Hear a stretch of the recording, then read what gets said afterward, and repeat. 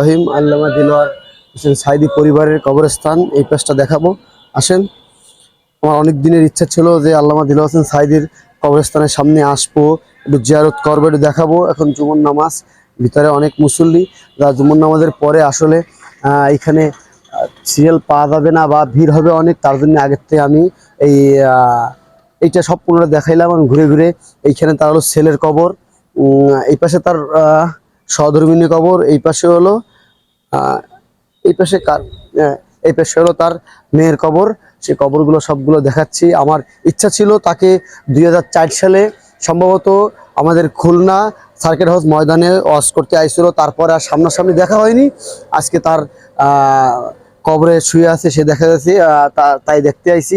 আল্লাহ তার মানে জান্নাতবাসী করুক। আসলে কি বলবো, সে দুনিয়া একটা ভালো লোক ছিল, মানে মধুর কণ্ঠস্বর ছিল তার।